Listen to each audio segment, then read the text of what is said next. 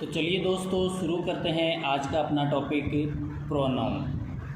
Pronoun बोले तो सर्वनाम। आज का ये जो अपना टॉपिक है वो बहुत ही इम्पोर्टेंट है। इसको अच्छे से समझने से जो अपनी ग्रामर है उसमें अपने को बहुत हद से ज़्यादा हेल्प मिलेगी। तो देखिए प्रोनाउन क्या होता है। प्रोनाउन देखिए ए वर्ड यानी कि एक ऐसा शब्द used in place of a noun is called pronoun. मतलब कि एक ऐसा शब्द जो संज्ञा नाउन के स्थान पर काम में लिया जाता है उसे अपन प्रोनाउन कहते हैं। और इन अदर वर्ड्स और दूसरे शब्दों में कहें तो pronoun is the substitute word of a noun. कि ये जो प्रोनाउन है वो एक नाउन का सब्स्टिट्यूट वर्ड होता है। मतलब वही है कि संज्ञा के स्थान पर काम आने वाला शब्द ही सर्वनाम कहलाता है। देखिए आगे काइंड्स ऑफ प्रोनाउंस यानी कि प्रोनाउन है वो कितने प्रकार के होते हैं। देखो प्रोनाउन है वो जनरली अपने 10 प्रकार के हैं। इंग्लिश में 10 प्रकार के प्रोनाउन है। Personal pronoun, number 2 possessive pronoun, number 3 reflexive pronoun, number 4 relative pronoun, 5 number reciprocal pronoun, number 6 interrogative pronoun, number 7 indefinite pronoun, demonstrative pronoun, distributive pronoun और last one is emphatic pronoun.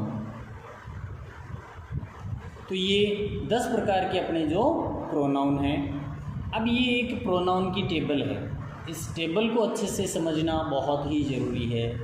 देखो अंग्रेज़ी में 3 person होते हैं। ये जो person है अंग्रेज़ी में फर्स्ट पर्सन, सेकंड पर्सन और थर्ड पर्सन। इनमें ये नंबर मतलब अपन ने पढ़ा है पहले वचन सिंगुलर भी होते हैं और प्लूरल भी होते हैं। देखो तीनों पर्सन है उसमें सिंगुलर और प्लूरल है।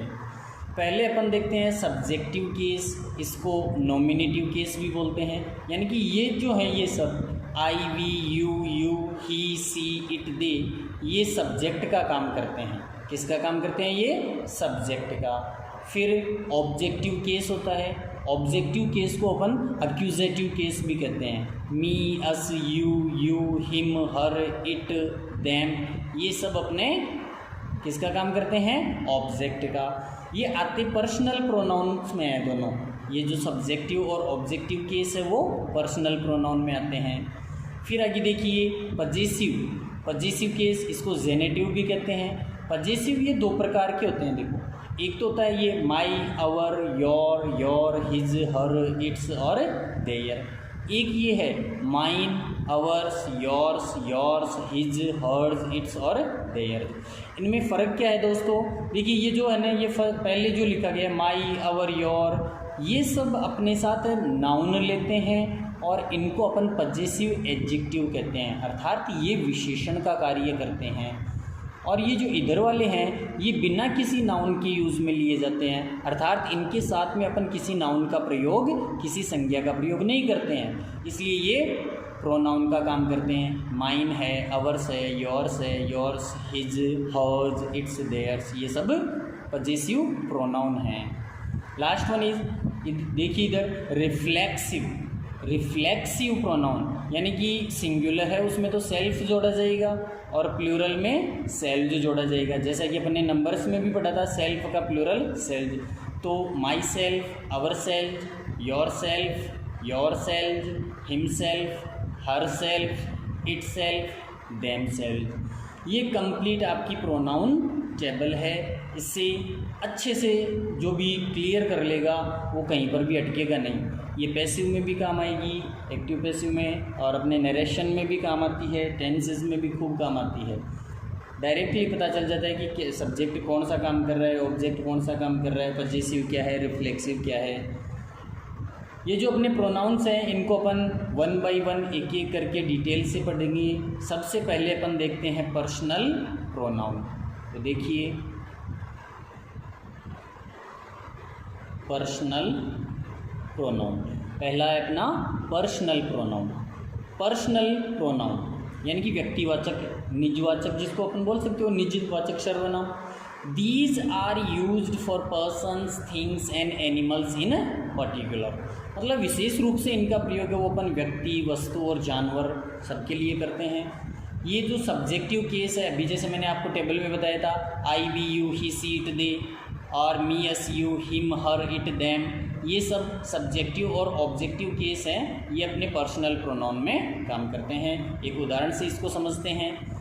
जैसे Rohan gave a gift to Mohan. यहाँ पर ये जो रोहन है ये एक नाउन है, ए गिफ्ट नाउन है, और मोहन भी नाउन है।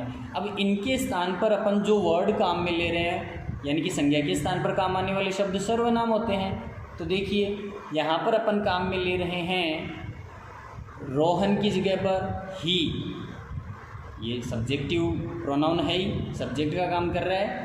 और यहाँ पर ये जो एक गिफ्ट है इसकी जगह पर अपन काम में ले रहे हैं इट। और ये जो मोहन है ये ऑब्जेक्ट का काम कर रहा है। यहाँ पर ऑब्जेक्ट और प्रेपोजिशन है, ये जो टू है प्रेपोजिशन है, इसका ऑब्जेक्ट है Mohan.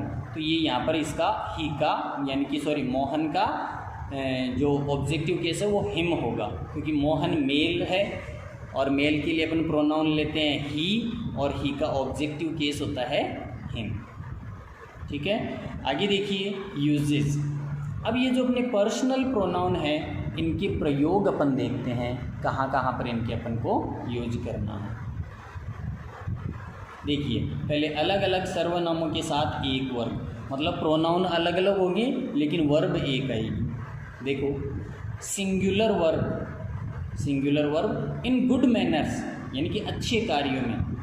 Second, third plus first, मतलब ये जो अपने पर्सन है इंग्लिश में, फर्स्ट पर्सन, सेकंड पर्सन और थर्ड पर्सन, इनका क्रम क्या रहेगा कि एक वचन ये जो सिंगुलर वर्ब आएगी, और अच्छे मैनर्स में, अच्छे कार्यों में अपने को सबसे पहले सेकंड पर्सन को लिखना होता है, फिर थर्ड पर्सन को और फिर फर्स्ट पर्सन को। देखो you, he and I are partners, यानी कि तुम, वह और मैं अच्छे पार्टनर हैं। तो पार्टनर होना कोई बुरी बात नहीं है, ये गुड मैनर है। तो गुड मैनर में अच्छी बात यही है कि सबसे पहले सामने वाले का सम्मान दो, फिर तीसरे वाले का सम्मान दो, फिर अपने ऊपर लाओ। इसलिए यहाँ पर अपन 2, 3, 1, he and I are good friends, यानी कि इसमें सेकंड पर्सन तो है नहीं, सेकंड पर्सन नहीं है तो पहले अपन ने थर्ड पर्सन ले लिया। तो he and I are good friends. यहाँ पर देखो आई के साथ एम नहीं आ रहा है, यहाँ पर आई के साथ क्या है, आर है। लेकिन ये केवल आई के लिए नहीं आया है, ये ही और आई दोनों के लिए आया है, और दोनों यहाँ पर मिलकर हो रहे हैं प्लूरल हो रहे हैं। इसलिए अपन यहाँ पर वर्ब क्या ले रहे हैं, आर। ठीक है, you and he are working in the same office. यहाँ पर भी यही बात है। देखो यू एंड ही, तुम और वह एक ही ऑफिस में काम कर रहे हो। तो यहाँ पर ही के साथ देखो आर आ रहा है, सिंगुलर वर्ब नहीं आ रही है। आगे देखिए नोट कि गुड मैनर्स में 2, 3, 1 और बैड मैनर्स में 1, 2, 3, चाहे सिंगुलर हो या प्लूरल। अब चाहे वो वर्ब सिंगुलर हो या प्लूरल हो, जो गुड मैनर होते हैं वहाँ पर अपने को 2, 3, 1 लेना है, और बैड मैनर हो वहाँ पर अपने को 1, 2, 3, यानी कि पहले फर्स्ट पर्सन, फिर सेकंड पर्सन और फिर थर्ड पर्सन का यूज करना है। डिफरेंट प्रोनाउंस, डिफरेंट यानी कि अलग अलग pronouns, pronoun in a sentence and only 1 plural pronoun is used. देखो अलग अलग प्रकार के वाक्य में अलग अलग प्रकार के प्रोनाउन आ जाते हैं, लेकिन एक ही जो प्लूरल प्रोनाउन है उसका यूज़ किया जाता है। अब देखो यहाँ पर हम देख सकते हैं ही एंड आई हैव डन। यहाँ पर ये देखो अवर ड्यूटी आ रहा है, अवर। यहाँ पर देखो अलग प्रोनाउन है, ही अलग है और आई अलग है, लेकिन पजेसिव केस क्या आ रहा है, अवर आ रहा है। तो यहाँ पर ये फर्स्ट रूल काम कर रहा है कि थर्ड पर्सन और फर्स्ट पर्सन, थर्ड पर्सन और फर्स्ट पर्सन जब हो, ये ही थर्ड पर्सन है और आई फर्स्ट पर्सन है, तो अपने को फर्स्ट पर्सन का प्लूरल काम में लेना है। फर्स्ट पर्सन का प्लूरल, फर्स्ट पर्सन मतलब होता है आई का प्लूरल होता है वी, और वी के लिए पजेसिव केस होता है अवर। तो यहाँ पर आ रहा है अवर। ठीक है, दूसरा उदाहरण, you and he have completed your work.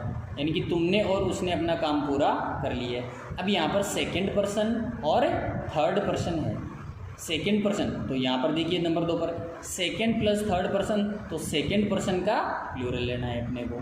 देखो यहाँ पर सेकंड पर्सन और ये थर्ड पर्सन, जब दूसरा और तीसरा पर्सन आता है तो अपने को कौन सा लेना है, सेकंड पर्सन का प्लूरल। सेकंड पर्सन यू ही होता है और यू का ये जो प्लूरल भी यू ही होता है और इसका पजेसिव केस योर होता है। Number 3, you and I have done our job. यहाँ पर देखो ये यू तो सेकंड पर्सन है और आई फर्स्ट पर्सन है, यही बात है। देखो सेकंड पर्सन और फर्स्ट पर्सन हो तो फर्स्ट पर्सन का प्लूरल लेना है, तो ये सेकंड पर्सन, ये फर्स्ट पर्सन और प्लूरल लिया अपने our. Next, you, he and I, यहाँ पर तीनों पर्सन है 2, 3 और 1। जब सेकंड, थर्ड और फर्स्ट पर्सन आ जाता है तो फिर भी अपने को फर्स्ट पर्सन का प्लूरल ही काम में लेना है। You, he and I have completed our task. ठीक है, आगे बढ़ते हैं। इट के प्रयोग, देखो इट का यूज़ अपन कब कब करते हैं, कैसे इट का यूज़ करना है वो अपन देखते हैं। नंबर 1, निर्जीव वस्तुओं, जानवरों, मौसम तथा समय के लिए, यानी कि जो अपनी निर्जीव वस्तुएं होती है, जानवर होता है और वेदर और टाइम बताने के लिए अपन इट का प्रयोग करते हैं। ये देखो इनके उदाहरण, जैसे हियर इज़ योर पेन, मतलब ये लो तुम्हारा पेन। प्लीज़ टेक इट, यहाँ पर ये जो इट है वो इस पेन के लिए आया है और पेन है वो वस्तु में है, तो वस्तु के लिए भी इट का यूज अपन कर रहे हैं। Second, I purchased a book, it is very dear, dear का मतलब होता है महंगी, महंगा। तो यहाँ पर ये जो इट है, ये वाला जो इट है ये आया इस बुक के लिए, फिर से ये वस्तु है। This chair is in the way, take it away. This chair, ये जो चेयर है वो रास्ते में पड़ी है, इसको अलग ले जाओ। यहाँ पर देखो एक बात समझ में आती है कि अपन डायरेक्ट इट का यूज नहीं कर रहे हैं, अपन पहले डेमोन्स्ट्रेटिव प्रोनाउन दिस का यूज कर रहे हैं और फिर अपन यहाँ पर इट का यूज कर रहे हैं। तो ये जो चेयर है, दिस चेयर, इसके लिए ये जो आया है इट प्रोनाउन काम में लिया गया है, इस चेयर के लिए आया है ये। I have bought A table, it is made of rosewood, यानी कि मैं एक टेबल लाया हूँ, खरीदी है और ये रोजवुड की बनी हुई है, शीशम की बनी हुई है। यहाँ पर इस टेबल के लिए इट का प्रयोग हुआ है pronoun. It is fine, it is winter, it is summer, it is, ये फाइन फिर से आ गया। इट इज़ वेरी कोल्ड, मतलब ये जो वेदर है, मौसम के हालचाल बताने के लिए अपन देखो इट से शुरुआत कर रहे हैं वाक्य की, तो इट का यूज अपन करते हैं। इट्स 7 o'clock, देखो यहाँ पर समय बताने के लिए भी अपन इट का प्रयोग करते हैं। Pratap shot the tiger when it jumped upon him, यहाँ पर देखिए प्रताप ने टाइगर को शूट कर दिया, मार दिया। व्हेन इट, ये देखो जानवरों के लिए, ये जो टाइगर है इसके लिए अपन ने प्रोनाउन कौन सा यूज में लिया है, it. The horse is hurt, it should be taken to the hospital, यहाँ पर घोड़े को चोट लगी है तो यहाँ पर इस हॉर्स के लिए ये प्रोनाउन अपन काम में ले रहे हैं इट। तो इस तरह से अपन ने ये इट के यूज़ देखे हैं। सेकंड, इसका इट का यूज़ देखो कब करते हैं इट का प्रयोग अपन, बच्चों के लिए जब उनके लिंग का पता न हो। जैसे भाई कोई छोटा बच्चा है तो वो बच्ची है या बच्चा, अपन ऐसे डायरेक्टली उसके मतलब जांच करके थोड़ी बोलते हैं, अपन देखते हैं ऐसे ही बोल देते कि हाँ बच्चा है। तो जब बच्चे के सेक्स का पता नहीं हो, छोटे बच्चों के सेक्स का पता नहीं हो, तो अपने को इनके लिए इट का यूज कर लेना चाहिए। देखिए, व्हेन ही सा द चाइल्ड, जब उसने बच्चे को देखा, तो इट वाज प्लेइंग, ये जो इट है, ये वाला, ये जो इट है वो आया है अपने इस चाइल्ड के लिए। ये जो चाइल्ड है इसके लिए इस इट का प्रयोग अपन ने किया है। सेकेंड एग्जाम्पल है, the baby has spoiled it's dress. Baby का मतलब भी बच्चा है, तो ये बेबी, इसके लिए अपन ने यहाँ पर इट्स का प्रयोग किया। इट्स, ये पजेसिव केस है ड्रेस के साथ में। The baby cried because it was hungry, यहाँ पर फिर से बेबी के लिए अपन इट का प्रयोग कर रहे हैं। ये इट प्रोनाउन है, बेबी नाउन है। नंबर 3 देखिए, किसी नाउन या प्रोनाउन पर इम्फेसिस करने के लिए, यानी कि कोई भी जो अपनी संज्ञा या सर्वनाम है उसको जोर देकर बताने के लिए, उस पर विशेष बल देकर बताने के लिए अपन इसका प्रयोग करते हैं। जैसे it was you who began the quarrel, मतलब वो तू ही था जिसने झगड़ा शुरू किया। मतलब ये यू पर, ये जो प्रोनाउन अपना यू, इस पर अपन जोर देकर बता रहे हैं कि तूने ही झगड़ा शुरू किया, तो इसके लिए अपन इट का प्रयोग कर रहे हैं। फिर देखो, it was I who first protected, यानी कि मुझे सबसे पहले बचाया गया। मतलब सबसे पहले बचाया जाने वाला व्यक्ति कौन था?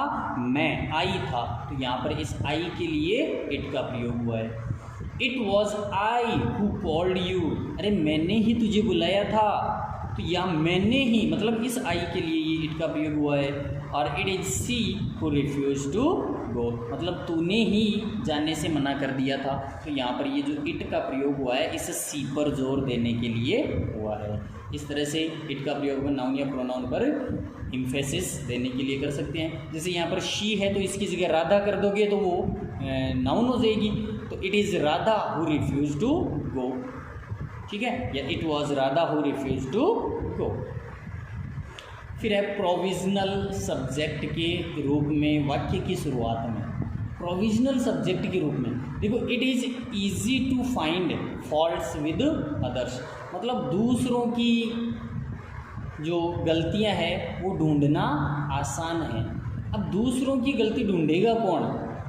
इसमें अपने को सब्जेक्ट ढूंढने वाला कोई पता ही नहीं है। तो इस तरह से ये जो प्रोविजनल सब्जेक्ट है उसका अपन यूज कर सकते हैं इट के रूप में। It is certain that you are wrong, मतलब ये बिल्कुल तय है कि तुम गलत हो। It is useless to argue any more. इस तरह से अपन इट का प्रयोग करते हुए एक प्रोविजनल सब्जेक्ट के रूप में इस वाक्य की शुरुआत कर सकते हैं। नंबर 2 है अपना पजेसिव केस।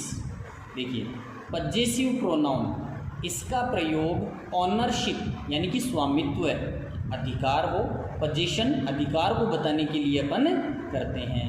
जैसे पजेसिव एडजेक्टिव और पजेसिव प्रोनाउन, जैसा कि मैंने आपको टेबल में बताया था, ये दो बातें, इधर तो ये पजेसिव एडजेक्टिव हैं और ये इधर वाले हैं जो पजेसिव प्रोनाउन है, ठीक है। देखो, पजेसिव एडजेक्टिव माई प्लस नाउन, यानी कि मैंने आपको बताया था कि ये जो पजेसिव एडजेक्टिव्स हैं, my, our, your, his, her, its, their, इन सब के साथ में नाउन लगेगा और इनको अपन पजेसिव एडजेक्टिव कहेंगे। और इधर ये जो पजेसिव प्रोनाउन है, ये mine, ours, yours, his, hers, its, theirs, इनके साथ में अपन कोई नाउन का यूज़ नहीं करते, ये प्रोनाउन का कार्य करते हैं। फिर इनके एग्जाम्पल देखिए, it is your fault not mine. अब यहाँ पर ये देखो, ये माइन ये प्रोनाउन है। It is your fault not mine. She is a friend of her, यदि यहाँ पर ऐसे आ जाता सी इज हर फ्रेंड, तो ये जो हर है वो विशेषण का काम करता, लेकिन यहाँ पर आ रहा है she is a friend of her. Her के साथ में कोई नाउन है क्या? नहीं है, तो ये प्रोनाउन का कार्य कर रहा है। This cat is the cat is yours, मतलब बिल्ली तुम्हारी है। तो यहाँ पर ये जो योर्स है ये पजेसिव प्रोनाउन है। यदि यही वाक्य ऐसे होता, the cat is this is your cat, ऐसे आएगा, दिस इज योर कैट। तो योर कैट, यहाँ पर ये जो योर है वो फिर पजेसिव एडजेक्टिव का काम करता, ये प्रोनाउन है। द रिंग इज हर्ज, ये रिंग उसकी है। यहाँ पर हर्ज पजेसिव प्रोनाउन है और इसी को अपन दूसरी भाषा में या दूसरे शब्दों में लिख सकते हैं, द रिंग इज कहाँ रह गया, द रिंग इज हर्ज। इसको अपन लिखेंगे दिस इज हर रिंग। एक उदाहरण देखते हैं, दिस इज हर रिंग, तो हर और रिंग ये साथ में आएंगे फिर उसमें, तो ये हर वहाँ पर हो जाएगा फिर पजेसिव एडजेक्टिव, यहाँ पर है ये possessive pronoun. It is a favourite game of theirs, ये उनका फेवरेट गेम है। ऑफ देयर्स आ रहा है मतलब ये प्रोनाउन है, और यदि ये आता it is their favourite game, तो फिर ये जो देयर है वो इस पजेसिव एडजेक्टिव का काम करने लग जाए। ठीक है, आगे अपन देखते हैं रिफ्लेक्सिव प्रोनाउन। नंबर 3 है रिफ्लेक्सिव प्रोनाउन। रिफ्लेक्सिव प्रोनाउन क्या होता है?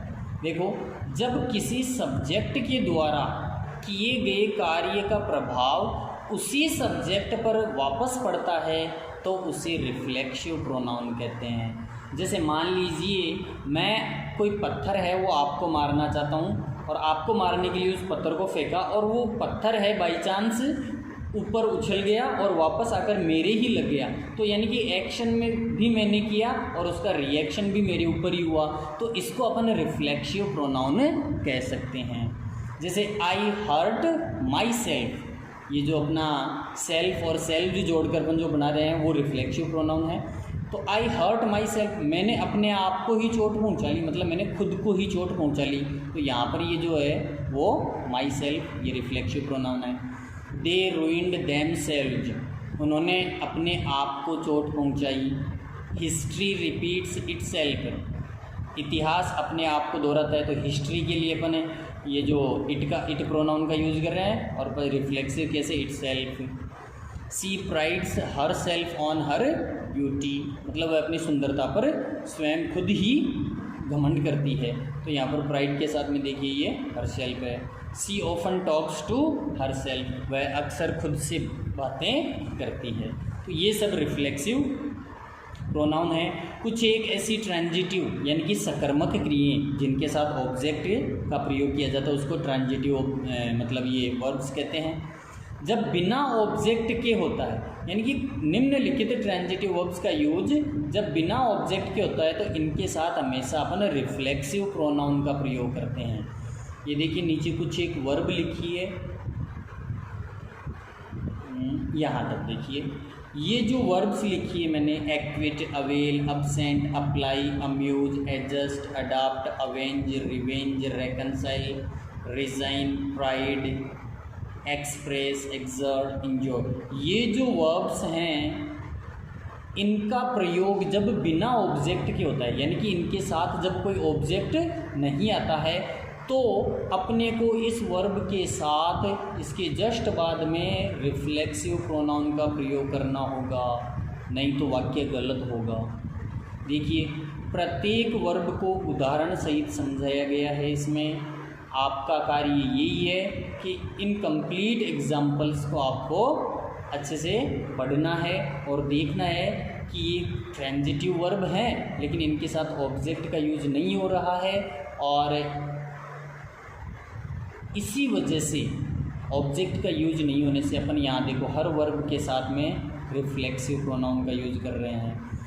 Equity your self like man, यानी कि अपने आप को एक आदमी की तरह प्रस्तुत करो। He availed himself of the opportunity, मतलब उसने स्वयं को इस मौके के लिए तैयार रखा, उपलब्ध करवाया। I absented myself from the office, वो स्वयं को खुद से मतलब ऑफिस से एब्सेंट रखा। He has applied himself to this task with considerable energy, यहाँ पर अप्लाई का मतलब झोंक देना, समर्पित कर देना। I did some crosswords to amuse myself. इस तरह से प्रत्येक एग्जाम्पल को आपको पढ़कर तैयार करना है। बाकी के जो प्रोनाउन हैं वो अपन अगले चैप्टर में पढ़ेंगे, अपनी अगली क्लास में पढ़ेंगे। तब तक के लिए इसके अच्छे से नोट्स बनाइए आज जो भी मैटर बताया गया है, और यदि आपको पढ़ाया गया कंटेंट अच्छा लगे तो चैनल को लाइक कीजिएगा, सब्सक्राइब कीजिएगा और ज़्यादा से ज़्यादा शेयर कीजिएगा।